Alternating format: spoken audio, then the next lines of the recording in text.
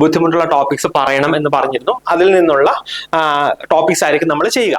Medical surgical നഴ്സിംഗിൽ നിന്നുള്ള കുറച്ച് videos വേണം എന്ന് പറഞ്ഞിരുന്നു. സാധാരണ നല്ല ക്വസ്റ്റ്യൻസ് ഒക്കെ ചോദിക്കുന്ന ഒരു ഏരിയ ആണ് കേട്ടോ. നല്ല രീതിയിൽ കുറച്ച് ഡെപ്തിലൊക്കെ ക്വസ്റ്റ്യൻസ് ചോദിക്കുന്ന ഒരു ഏരിയ ആണ്. Hi all, welcome to Edus academy. നമ്മുടെ DMA സ്റ്റാഫ് നഴ്സ് എക്സാമിന്റെ പ്രിപ്പറേഷൻ എല്ലാവരും നന്നായിട്ട് നടക്കുന്നു എന്ന് വിശ്വസിക്കുന്നു. നമുക്ക് എക്സാമിന് ഇനി അധികം ദിവസം ഇല്ല അല്ലേ? ഏകദേശം ഒരു 1.5 മാസമാണ് നമ്മുടെ എക്സാമിനായിട്ടുള്ളത്. ഏകദേശം ഒരു 50 ദിവസം കഷ്ടിച്ചാണുള്ളത് അല്ലെ? 49 ദിവസത്തോളമാണ് നമുക്ക് എക്സാമിന് വേണ്ടി ഉള്ളത്. അപ്പോൾ നന്നായിട്ട് പഠിക്കുക. അപ്പം നിങ്ങളെ സപ്പോർട്ട് ചെയ്യാനാണ് ആക്ച്വലി നമ്മൾ ഇങ്ങനെ കുറച്ച് വീഡിയോസ് ചെയ്യുക. അപ്പൊ ഇന്ന് നമ്മൾ ചെയ്യുന്ന വീഡിയോ എന്ന് പറയുന്നത് കഴിഞ്ഞ ക്ലാസ്സിൽ അല്ലെ കഴിഞ്ഞ വീഡിയോയിൽ ഞാൻ പറഞ്ഞിരുന്നു നിങ്ങൾക്ക് ഇഷ്ടമുള്ള ടോപ്പിക്സ് അല്ലെങ്കിൽ നിങ്ങൾക്ക് പഠിച്ചിട്ട് ബുദ്ധിമുട്ടുള്ള ടോപ്പിക്സ് പറയണം എന്ന് പറഞ്ഞിരുന്നു. അതിൽ നിന്നുള്ള ടോപ്പിക്സ് ആയിരിക്കും നമ്മൾ ചെയ്യുക. അപ്പൊ കഴിഞ്ഞ വീഡിയോസിൽ കുറച്ച് പേര് പറഞ്ഞിരുന്നു മെഡിക്കൽ സർജിക്കൽ നഴ്സിംഗിൽ നിന്നുള്ള കുറച്ച് വീഡിയോസ് വേണം എന്ന് പറഞ്ഞിരുന്നു. ആക്ച്വലി അങ്ങനെയുള്ളവർക്ക് റിപ്ലൈ ആയിട്ടാണ് ഇന്ന് ഈ വീഡിയോ ചെയ്യുന്നത്. അതായത് നമ്മൾ സാധാരണ നേരത്തെ ചെയ്തുകൊണ്ടിരുന്നതാണ് കോഡുകളുടെ പെരുമഴ എന്ന് പറഞ്ഞിട്ട് ഒരു സീരീസ് ആണ്. അതായത് മെഡിക്കൽ സർജിക്കൽ നഴ്സിംഗിൽ കാർഡിയോളജി കേട്ടോ. കാർഡിയോളജി സാധാരണ നല്ല ക്വസ്റ്റ്യൻസ് ഒക്കെ ചോദിക്കുന്ന ഒരു ഏരിയ ആണ് കേട്ടോ. നല്ല രീതിയിൽ കുറച്ച് ഡെപ്തിലൊക്കെ ക്വസ്റ്റ്യൻസ് ചോദിക്കുന്ന ഒരു ഏരിയ ആണ് മെഡിക്കൽ സർജിക്കൽ നഴ്സിംഗിൽ കാർഡിയോളജി എന്ന് പറയുന്നത്. സോ അതിൽ നിന്ന് വളരെ ഇമ്പോർട്ടന്റ് ആയിട്ടുള്ള സെലക്റ്റഡ് ആയിട്ടുള്ള കുറച്ച് ടോപ്പിക്സ് എടുത്തിട്ട് അതിനെ നമ്മൾ ആക്ച്വലി കോഡിന്റെ രൂപത്തിൽ പ്രസന്റ് ചെയ്യുകയാണ് ചെയ്യുന്നത്. അപ്പം നമ്മൾ ആ രീതിയിൽ ചെയ്യുമ്പോൾ എന്താണെന്ന് വെച്ച് കഴിഞ്ഞാൽ നിങ്ങൾക്ക് എക്സാമിന് ഓർത്തിരിക്കാനായിട്ട് കഴിയും, പെട്ടെന്ന് മറന്നു പോകുന്നില്ല, റിലേറ്റ് ചെയ്തിട്ട് പെട്ടെന്ന് നമുക്ക് ആൻസേഴ്സ് ചെയ്യാനായിട്ട് കഴിയും കേട്ടോ. അപ്പൊ അതിൽ ഒന്നാമത്തത് വളരെ സിമ്പിൾ ആയിട്ടുള്ള കാര്യമാണ് ഹാർട്ട് വാൽവ്സിന്റെ പേര് അല്ലെ. അതായത് റൈറ്റിൽ നിന്ന് ലെഫ്റ്റിലേക്ക് നമ്മുടെ ഹാർട്ട് വാൽവ്സിന്റെ പേരാണ്. അതിന്റെ ന്യൂമോണിക് വരുന്നത് ദേ പേ മീ ആൽക്കഹോൾ കേട്ടോ. ദേ പേ മീ ആൽക്കഹോൾ എന്നുള്ളതാണ് ഇതിന്റെ ഹാർട്ട് വാൽവ്സിന്റെ ന്യൂമോണിക് ആയിട്ട് വരുന്നത്. അതായത് ട്രൈകസ്പിഡ് വാൽവ് അല്ലെ. ട്രൈകസ്പിഡ് വാൽവ് എല്ലാവർക്കും അറിയാം, റൈറ്റ് സൈഡിലാണ് അല്ലെ. അതായത് നമ്മുടെ റൈറ്റ് ഏട്രിയം, റൈറ്റ് വെൻട്രിക്കിൾ, ഇതിന്റെ ഇടയിലുള്ള വാൽവാണ് ട്രൈകസ്പിഡ് വാൽവ് എന്ന് പറയുന്നത്. പിന്നെ ലെഫ്റ്റിലേക്ക് പോയി കഴിഞ്ഞാലോ പൾമിനറി സെമി ലൂണാർ വാൽവ് ഉണ്ട്. പിന്നെ നമുക്ക് വരുന്നത് മിട്രൽ വാൽവ് അല്ലെങ്കിൽ ബൈകസ്പിഡ് വാൽവ് ആണ്. നമ്മുടെ ലെഫ്റ്റ് ഏട്രിയത്തിനും ലെഫ്റ്റ് വെൻട്രിക്കിളിനും ഇടയിലുള്ള വാൽവാണ് ബൈകസ്പിഡ് വാൽവ്. പിന്നെ നമുക്ക് വരുന്നത് അയോട്ടിക് സെമി ലൂണാർ വാൽവ് അല്ലെ. അപ്പൊ ഇതാണ് മെയിൻ ആയിട്ട് വരുന്ന ഹാർട്ട് വാൽവ്സ് എന്ന് പറയുന്നത്. കൺസെപ്റ്റ് കൂടെ ജസ്റ്റ് ഒന്ന് ക്ലിയർ ആക്കി പോവാം. ആദ്യം പറഞ്ഞ പോലെ ട്രൈകസ്പിഡ് വാൽവ് നമ്മുടെ റൈറ്റ് സൈഡിൽ വരുന്നതാണ്. പിന്നെ വരുന്നത് നമ്മുടെ പൾമോണിക് വാൽവ് ആണ്. പിന്നെ വരുന്നത് നമ്മുടെ മിട്രൽ വാൽവ് അല്ലെ. മിട്രൽ വാൽവ് ലെഫ്റ്റ് സൈഡിലാണ് വരിക, 2 കസ്പാണ് അതിന് വരിക. പിന്നെ വരുന്നത് അയോട്ടിക് വാൽവ് ആണ്. അപ്പൊ ഇതാണ് നമ്മുടെ ഹാർട്ട് വാൽവ്സിനെ കുറിച്ച് പറയാനായിട്ടുള്ളത്. നെക്സ്റ്റ് വളരെ ഇമ്പോർട്ടന്റ് ആണ്, ഇവിടെ നിന്ന് ക്വസ്റ്റ്യൻസ് ചോദിക്കും കേട്ടോ.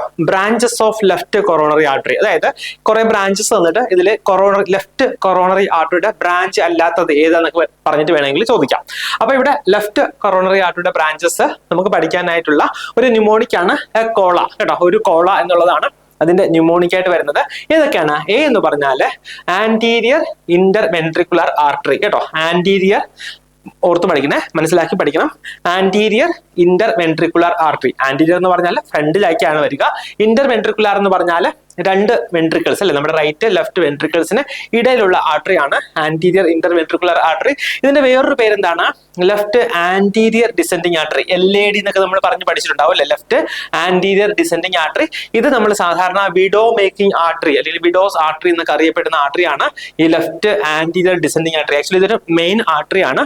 ഇതിൽ MI വന്നു കഴിഞ്ഞാൽ സഡൻ ഡെത്ത് ഉണ്ടാകാനുള്ള സാധ്യതയുണ്ട്. അതുകൊണ്ടാണ് ഇതിന്റെ വിഡോ മേക്കിംഗ് ആർട്ടറി എന്നൊക്കെ പറയുന്നത്. Next C for circumflex artery.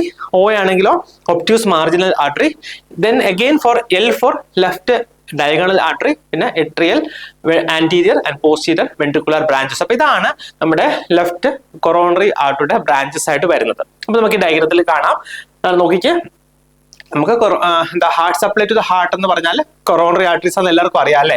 Left coronary artery ഉണ്ട്, റൈറ്റ് കൊറോണറി ആർട്ടറി ഉണ്ട്. അതുപോലെ ലെഫ്റ്റ് കൊറോണറി ആർട്ടറിയുടെ ബ്രാഞ്ചസ് ആണ് circumflex artery, left marginal artery. Main ആയിട്ട് വരിക ലെഫ്റ്റ് ആന്റീരിയർ ഡിസെൻഡിങ് ആർട്ടറി. അത് എവിടെ സപ്ലൈ ചെയ്യുക? നമ്മുടെ ഹാർട്ടിന്റെ ആന്റീരിയർ ചേംബർ അല്ലെങ്കിൽ ആന്റീരിയർ പോർഷനിലാണ് ഈ left anterior descending artery supply ചെയ്യുക അല്ലെ. അതായത് ആന്റീരിയർ എന്ന് പറഞ്ഞാൽ ഫ്രണ്ട് പോർഷനിലാണ് left anterior descending artery supply ചെയ്യുക. പിന്നെ ഡയഗണൽ ആർട്ടറി കേട്ടോ. അപ്പൊ ഇതൊക്കെയാണ് നമ്മുടെ ലെഫ്റ്റ് കൊറോണറി ആർട്ടറിയുടെ ബ്രാഞ്ചസ് ആയിട്ട് വരുന്നത്. അപ്പൊ നമുക്ക് ക്വസ്റ്റ്യൻ കൂടെ ഒന്ന് പരിചയപ്പെട്ടു പോകാം.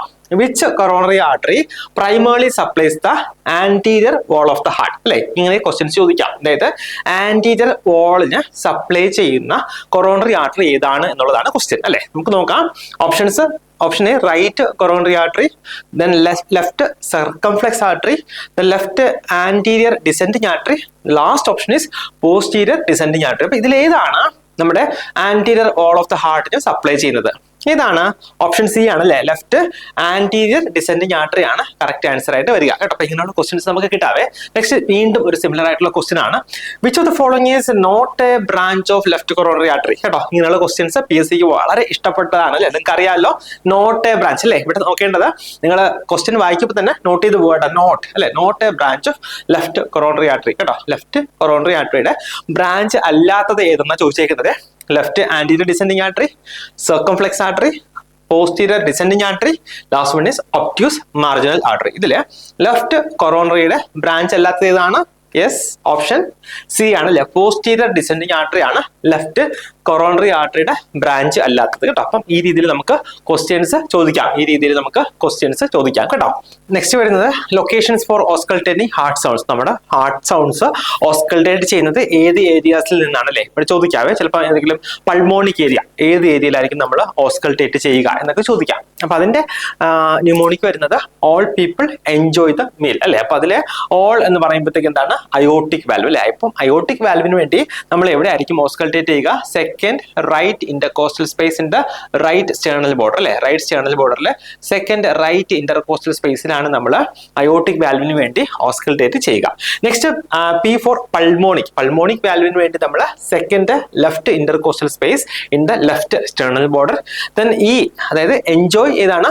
എപ്സ് പോയിന്റ് ഇമ്പോർട്ടന്റ് ആണ്. Third left intercostal space in the left sternal border. Then അതായത് ടി ഫോർ ട്രൈക്കസ്പിഡ് വാൽവ് ആണ്. Fourth left intercostal space in the left sternal border.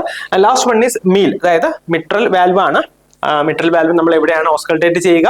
നമ്മുടെ fifth left intercostal space in the mid clavicular line ആണ് നമ്മൾ ഓസ്കൾട്ടേറ്റ് ചെയ്യുക. അപ്പൊ അതിന്റെ ഒരു sample question നമുക്ക് നോക്കാം, ഏത് രീതിയിലാണ് ക്വസ്റ്റ്യൻസ് ചോദിക്കുന്നത് നോക്കാം. Which heart valve is best auscultate at the fifth intercostal space in the mid clavicular line? ഇതാണ് ഓപ്ഷൻ എ പറയുന്നത് aortic valve, B pulmonic valve, C tricuspid valve, D mitral valve. ഏതാണ് fifth intercostal space in the mid clavicular line നമ്മൾ auscultate ചെയ്യുന്നത്? Correct option D ആണ്, mitral valve ആണ് നമ്മൾ fifth intercostal സ്പേസിൽ നമ്മൾ ഓസ്കൾട്ടേറ്റ് ചെയ്യുന്നത്. Next drugs use for treating bradycardia and hypotension അല്ലെ. നമ്മുടെ ഹൈപ്പോടെൻഷനും നമ്മുടെ ബ്രാഡികാർഡിയും ഒക്കെ ട്രീറ്റ് ചെയ്യാനായിട്ട് നമ്മൾ യൂസ് ചെയ്യുന്ന ഡ്രഗ്സ്. അപ്പൊ അതിന്റെ ന്യൂമോണിക് ഐഡിയ കേട്ടോ, ഐഡിയ ആണ്. അപ്പം ഐ സ്റ്റാൻഡ്സ് ഫോർ ഐസോപ്രനാലിൻ അല്ലെ. അതൊരു ബിറ്റ അഗോണിസ്റ്റ് ആണ്. ബിറ്റ അഗോണിസ്റ്റ് എന്ന് പറഞ്ഞാൽ എന്താണ്? അത് നമ്മുടെ ഹാർട്ട് റേറ്റ് കൂട്ടും അല്ലെ.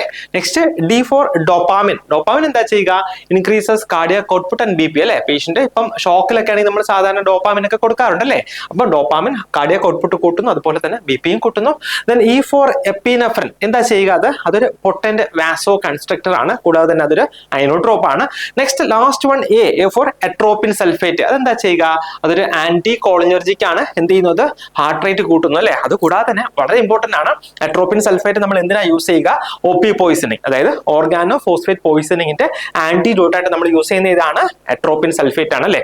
അപ്പോൾ വളരെ ഇമ്പോർട്ടന്റ് ആയിട്ടുള്ള കുറച്ച് ന്യൂമോണിക്സ് ആണ് നമ്മൾ ഇന്ന്, അതായത് കാർഡിയോവാസ്കുലർ സിസ്റ്റത്തിൽ നിന്നുള്ള കുറച്ച് ഇമ്പോർട്ടന്റ് ആയിട്ടുള്ള ന്യൂമോണിക്സ് ആണ് നമ്മൾ ഇന്ന് ഡിസ്കസ് ചെയ്ത്. അപ്പൊ ഇതുപോലുള്ള വീഡിയോസ് ഇനി നിങ്ങൾക്ക് ലഭിക്കുന്നതായിരിക്കും. അപ്പൊ ഇതിന് താഴെ കമന്റ് ചെയ്യുക, നിങ്ങൾക്ക് ഏതൊക്കെ ടോപ്പിക്സിൽ നിന്നാണ് ഡിസ്കഷൻ വേണ്ടത് എന്ന് കമന്റ് ചെയ്യുക. ഉറപ്പായിട്ടും നമ്മൾ അതിന്റെ ക്ലാസ്സുകൾ ചെയ്യുന്നതായിരിക്കും. അപ്പൊ എല്ലാവരും നന്നായിട്ട് പഠിക്കുക. എല്ലാവർക്കും ഹാപ്പി സ്റ്റഡി.